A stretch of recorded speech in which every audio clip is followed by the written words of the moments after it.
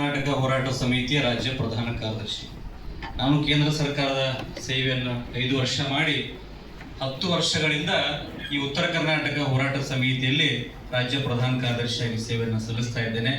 ಗೌಡರು ಇಲ್ಲೇ ಕುಂತಾರ, ಅವರ ಆಹ್ವಾನದ ಮೇರೆಗೆ ನಾನು ಈ ಸಭೆಯಲ್ಲಿ ಭಾಗಿಯಾಗಿದ್ದೇನೆ.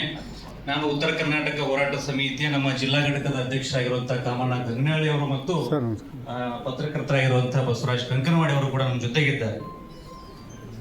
ನಾನಿಲ್ಲಿ ಒಂದು ಮನವಿಯನ್ನ ಓದುವುದರ ಮೂಲಕ ಅದಕ್ಕೆ ಬೇಕಾದಂತ ಸಮರ್ಥನೆಯನ್ನ ಆಮೇಲೆ ನಾವು ಮಾತಾಡೋಣ. ಇವರಿಗೆ ಶ್ರೀ ಸಿದ್ದರಾಮಯ್ಯ ಸನ್ಮಾನ್ಯ ಮುಖ್ಯಮಂತ್ರಿಗಳು, ಕರ್ನಾಟಕ ಸರ್ಕಾರ ಬೆಂಗಳೂರು ಇವರ ಮುಖಾಂತರ ಕರ್ನಾಟಕ ಪ್ರಾದೇಶಿಕ ಅಸಮತೋಲನ ನಿವಾರಣಾ ಸಮಿತಿ, ವಿಷಯ ಉತ್ತರ ಕರ್ನಾಟಕ ಪ್ರತ್ಯೇಕ ರಾಜ್ಯ ನಿರ್ಮಾಣ ಮಾಡುವ ಕುರಿತು. ಮಾನ್ಯ ಮುಖ್ಯಮಂತ್ರಿಗಳೇ, ತಾವು 2023 ಬೆಳಗಾವಿ ವಿಧಾನಸಭಾ ಅಧಿವೇಶನದಲ್ಲಿ ಘೋಷಿಸಿದಂತೆ, ಏನು ವರಿ ಮಾಡ್ಕೋಬೇಡ ಸರ್, ನನ್ನ ಅಭಿಪ್ರಾಯನ ಹೇಳ್ತೇನೆ, ಅದಕ್ಕೆ ನಾನು ಆಮೇಲೆ ನೀವು ಸ್ಪಷ್ಟೀಕರಣ ಕೊಡ್ತೀನಿ. ಘೋಷಿಸಿದಂತೆ ಡಾಕ್ಟರ್ DM ನಂಜುಂಡಪ್ಪ ವರದಿಯ ಅನುಷ್ಠಾನದ ಕುರಿತು ಅಧ್ಯಯನ ಮಾಡಲು ಕರ್ನಾಟಕ ಪ್ರಾದೇಶಿಕ ಅಸಮತೋಲನ ನಿವಾರಣಾ ಸಮಿತಿಯನ್ನು ರಚನೆ ಮಾಡಿದ್ದೀರಿ. ಆ ಕಾರಣಕ್ಕೆ ಉತ್ತರ ಕರ್ನಾಟಕ ಜನತೆಯ ಪರವಾಗಿ ಧನ್ಯವಾದಗಳು.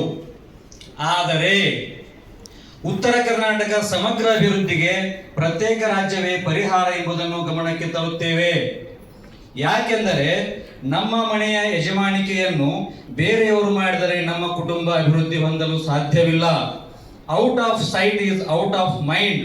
ಕಣ್ಣಿನಿಂದ ದೂರ ಆದವರು ಮನಸ್ಸಿನಿಂದಲೂ ದೂರ ಎನ್ನುವಂತೆ ರಾಜ್ಯದ ಒಂದು ಮೂಲೆಯಲ್ಲಿರುವ ಬೆಂಗಳೂರಿನಲ್ಲಿ ಕುಳಿತು ಆಡಳಿತ ಮಾಡುವವರಿಗೆ ಭಾಷೆ, ಭಾವನೆ, ಸಾಂಸ್ಕೃತಿಕವಾಗಿ ಭಿನ್ನವಾಗಿರುವ ಸಂಪೂರ್ಣ ಅಧಿಕಾರ ತಮ್ಮ ಕೈವಶ ಮಾಡಿಕೊಂಡು ಉತ್ತರದ ಜನಪ್ರತಿನಿಧಿಗಳನ್ನು ಕೈಗೊಂಬೆ ಮಾಡಿಕೊಂಡಿರುವ ದಕ್ಷಿಣದ ಜನರು ಉತ್ತರವನ್ನು ಉದ್ಧರಿಸುವುದಿಲ್ಲ ಎನ್ನುವುದು ಅನೇಕ ಬಾರಿ ಸಾಬೀತು ಆಗಿದೆ.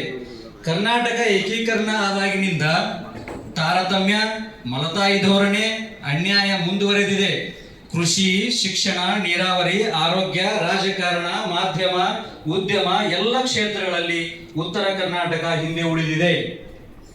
ಅನೇಕ ವರದಿಗಳನ್ನು ಪಡೆಯುವುದರಿಂದ ಅಭಿವೃದ್ಧಿ ಸಾಧ್ಯವಿಲ್ಲ.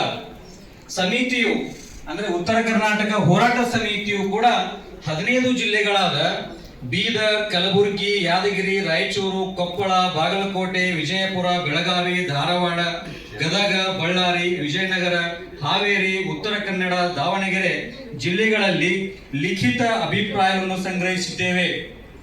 ಕೋಟಿ ಜನರ ಅಭಿಪ್ರಾಯ ಸಂಗ್ರಹಣ, ಲಿಖಿತ ಅಭಿಪ್ರಾಯ ಸಂಗ್ರಹಣ ಪೈಕಿ 91,56,473 ಜನರು ತಮ್ಮ ಸ್ವವಿವರದೊಂದಿಗೆ ಸಹಿಯೊಂದಿಗೆ ಉತ್ತರ ಕರ್ನಾಟಕ ಪ್ರತ್ಯೇಕ ರಾಜ್ಯ ಆಗಬೇಕು ಅನ್ನುವಂಥ ಅಭಿಪ್ರಾಯವನ್ನು ವ್ಯಕ್ತಪಡಿಸಿದ್ದಾರೆ. ಆ ಮಾಹಿತಿಯನ್ನು ನಾವು ಈಗಾಗಲೇ ರಾಷ್ಟ್ರಪತಿಗಳು ಹಾಗೂ ರಾಜ್ಯಪಾಲರು ಕೂಡ ಮನವಿಯನ್ನು ಸಲ್ಲಿಸಿದ್ದಾಗಿದೆ. ಕನ್ನಡ ಭಾಷೆಯ 2 ರಾಜ್ಯಗಳಾದರೆ ನಮಗೆ ಹೆಮ್ಮೆ ಹೊರತು ಆತಂಕ ಪಡುವಂತ ವಿಷಯ ಅಲ್ಲ ಅನ್ನುವಂಥದ್ದನ್ನು ತಮ್ಮ ಗಮನಕ್ಕೆ ತಂದು, ಕ್ರಾಂತಿ ಮಾಡಿ ಕಿತ್ತುಕೊಳ್ಳುವ ವ್ಯವಸ್ಥೆಯನ್ನು ತರದೆ ನಮ್ಮ ರಾಜ್ಯವನ್ನು ನಮಗೆ ಬಿಟ್ಟು ಕೊಡುವಂತ ವಿಚಾರವನ್ನು ಮಾಡಬೇಕು ಅನ್ನುವಂತ ಒಂದು ಈ ಮೂಲಕ ಅವರಿಗೆ ಮನವಿಯನ್ನು ಮಾಡಿಕೊಂಡು, ಈಗಾಗಲೇ ಅನೇಕ ರಾಜ್ಯಗಳು ರಚನೆಯಾಗಿದ್ದು ಅಭಿವೃದ್ಧಿ ಮತ್ತು ಆಡಳಿತಾತ್ಮಕ ಅನುಕೂಲಕ್ಕಾಗಿ ಪ್ರತ್ಯೇಕ ರಾಜ್ಯ ಆಗಬೇಕು ಅನ್ನುವಂಥದ್ದು ನಮ್ಮ ಉತ್ತರ ಕರ್ನಾಟಕ ಹೋರಾಟ ಸಮಿತಿಯ ಮನವಿಯಾಗಿದೆ. ನಾನು ಸುಮಾರು ಒಂದು 30 ದಾಖಲೆಗಳ ಸಮೇತವಾಗಿ ಬಂದಿವಿ ಸರ್. ಇವತ್ತು ಅನೇಕ ಲೇಖಕರು ಕೂಡ ಈ ಒಂದು ವಿಷಯವನ್ನು ಇಟ್ಕೊಂಡು ಪ್ರಬಂಧಗಳನ್ನ ಬರೆದಾರ, ಪುಸ್ತಕಗಳನ್ನು ಬರೆದಾರ. ಎಲ್ಲ ದಾಖಲೆಗಳೊಂದಿಗೆ ನಾನು ಬಂದಿದ್ದೇನೆ. ಅವನ ಅನಂತರ ತಮಗೂ ಕೂಡ ಅದನ್ನು ಸಲ್ಲಿಸ್ತೇವೆ. ಅದಕ್ಕೆ ದಯಮಾಡಿ ಈ ಕತ್ತಿ ಕೇಳ್ಕೊಂತಕೊಂಡು ಬೇಡ್ರಿ, ಅದು ಮಾಡಿವಿ, ಇದು ಆಗ್ಬೇಕಾಗಿತ್ತು, ಹಂಗಾಗ್ಬೇಕಾಗಿತ್ತು ಸರ್. ಬಹಳಷ್ಟು ನೋಡಿಬಿಟ್ಟಿವಿ. ಬಹುಶಃ ನಾ ಹೇಳಿದ್ನಲ್ಲ, ನಮ್ಮವರು ಊಟಕ್ಕೆ ನೀಡೋರು ನಮ್ಮವ್ರು ಇದ್ರಂದ್ರೆ ನಾವು ಎಲ್ಲರೂ ಕುಂದ್ರು ಊಟಕ್ಕೆ ನೀಡಿ ನಮ್ಮ ಹೊಟ್ಟೆ ತುಂಬತೈತಿ. ಏನಾಗೈತಿ ಅಂತಂದ್ರೆ ನೀಡ್ಬೇಕನ್ನೋ ಇಚ್ಛೆ ಇಲ್ಲ, ಅವರಿಗೆ ನೀಡ್ಬೇಕನ್ನೋ ಇಚ್ಛೆ ಇಲ್ಲ ಅಂದಾಗ ನಮ್ಮ ಹೊಟ್ಟೆ ತುಂಬುವುದಿಲ್ಲ. ಅದಕ್ಕೆ ದಯಮಾಡಿ ನಮ್ಮ ಉತ್ತರ ಕರ್ನಾಟಕವನ್ನು ನಮಗ ಸಪರೇಟ್ ಮಾಡಿ ಕೊಟ್ರೆ ನಾವೇನು ಭಿಕ್ಷುಕರಾಗುದಿಲ್ಲ, ನಾವೇನು ದರಿದ್ರಗಳಾಗುದಿಲ್ಲ, ನಮ್ಮ ಹೊಟ್ಟೆ ನಾವು ತುಂಬಿಸ್ಕೊಳ್ತೀವಿ, ನಾವು ನಮ್ಮ ಸ್ವಾಭಿಮಾನ ನಾವು ಬದುಕ್ತೀವಿ ಅನ್ನುವಂತ ಮಾತನ್ನ ಹೇಳಲಿಕ್ಕೆ ಇಚ್ಛೆ ಪಡ್ತೀನಿ ಸರ್. ತಾವು ಹೇಳಿದ್ರಿ ಆಗಲೇ ಕೃಷಿ ಒಳಗೆ ಹಿಂದುಳಿದೀವಿ ಅಂತ ತಿಳ್ಕೊಂಡು, ಯಾಕೆ ಹಿಂದುಳಿದೀವಿ? ಕಬ್ಬಿಂದೊಂದು ಹೇಳಿದ್ರಿ, ಇಡೀ ರಾಜ್ಯದಲ್ಲಿ 70 ಕಾರ್ಖಾನೆಗಳಲ್ಲಿ 61 ಕಾರ್ಖಾನೆಗಳಿರುವುದು ಉತ್ತರ ಕರ್ನಾಟಕದಲ್ಲಿ, 11 ಕಾರ್ಖಾನೆಗಳಿರುವುದು ದಕ್ಷಿಣ ಕರ್ನಾಟಕದಲ್ಲಿ. ಕಬ್ಬು ಅಭಿವೃದ್ಧಿ ನಿಯಂತ್ರಣ ಮಂಡಳಿ ಇರುವುದು ಎಲ್ಲಿ ಸರ್? ಬೆಂಗಳೂರಿನಲ್ಲಿ. ಮುಳುಗಡೆಯಾಗ ಅವ್ರನ್ನ ಉತ್ತರ ಕರ್ನಾಟಕದವರು, ಅದಕ್ಕೆ ಸಂಬಂಧಪಟ್ಟಂತ ಕಚೇರಿ ಇರುವುದು ಬೆಂಗಳೂರಿನೊಳಗೆ. ಈ ಕಲಬುರಗಿಯನ್ನು ನಾವು ತೊಗರಿ ನಾಡು ಅಂತ ಕರಿತೀವಿ. ತೊಗರಿ ಅಭಿವೃದ್ಧಿ ಮಂಡಳಿಯ ಕಚೇರಿ ಇರುವಂತದ್ದು ಬೆಂಗಳೂರಿನೊಳಗ.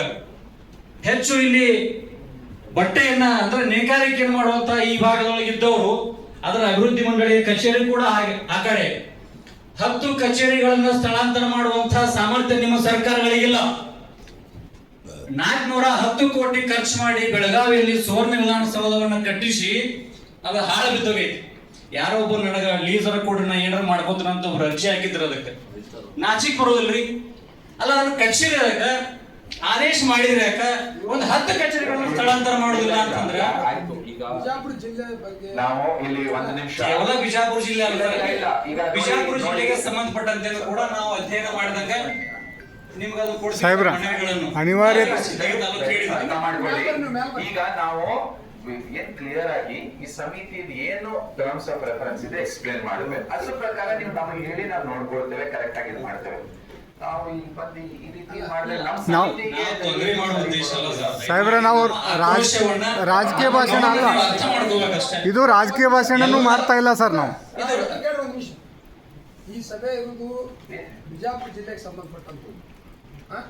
ನೀವು ಉತ್ತರ ಕರ್ನಾಟಕಕ್ಕೆ ಬೇಡಿಕೆ ಸಲ್ಲಿಸುವುದು ಅದು ನಿಮ್ಮ ಸಂಘಟನೆಗೆ ಬಿಜಾಪುರ ಜಿಲ್ಲೆದು ಏನು ಮೂಲಭೂತ ಸೌಕರ್ಯಗಳ ಕೊರತೆ ಐತಿ, ಇಲ್ಲಿ ರೈತರದ್ದು ಏನು ಸಮಸ್ಯೆ ಐತಿ, ಶಿಕ್ಷಣದ ಏನು ವ್ಯವಸ್ಥೆ ಐತಿ, ಸಾಮಾಜಿಕ ನ್ಯಾಯದ ಏನು ವ್ಯವಸ್ಥೆ ಐತಿ ಅನ್ನೋದ್ರ ಬಗ್ಗೆ ಸಮಗ್ರವಾದ ಒಂದು ಸಭೆ ಮಾಡೋಕ್ಕೆ ಇಲ್ಲಿ ಬಂದಾಗ ನಮ್ದು ಎಲ್ಲ ಕಳ್ಕಳಿ ಏನಿರ್ಬೇಕಂದ್ರೆ ನಾವು ಬಿಜಾಪುರ ಜಿಲ್ಲೆಯವರು ಇಲ್ಲಿ ಏನಾಗೈತೆ ಅನ್ನೋದ್ರ ಬಗ್ಗೆ ನೀವು ಒಂದು 2 ಮಾತು ಎಕ್ಸ್ಪ್ಲೇನ್ ಮಾಡಿ. ಈಗ ನೀವು ಟೋಟಲಿ ಇಡೀ ಎಂಟೈರ್ ಸ್ಟೋರಿ ಹೇಳ್ಕೊಂಡು ಕೂತ್ರೆ ಈ ಸಭೆಯದು ಅಲ್ಲ, ಈಗ ಅವರು ಕೂಡ ಎಂಟೈರ್ ಸ್ಟೇಟ್ ಅಂತ ಹೇಳಿದ್ರು ಸರ್. ಈಗ ಎಂಟೈರ್ ಸ್ಟೇಟ್ ನೋಡಿ ಒಂದು ಕಂಪ್ಯಾರಿಸನ್ ಮಾಡಿಬಿಟ್ಟು ಏನಂತ ಹೇಳಿಕೆ ಮಾಡಿದ್ರೆ ಇದು ವಿಭಾಗೀಯ ಮಟ್ಟದ ಚರ್ಚೆ.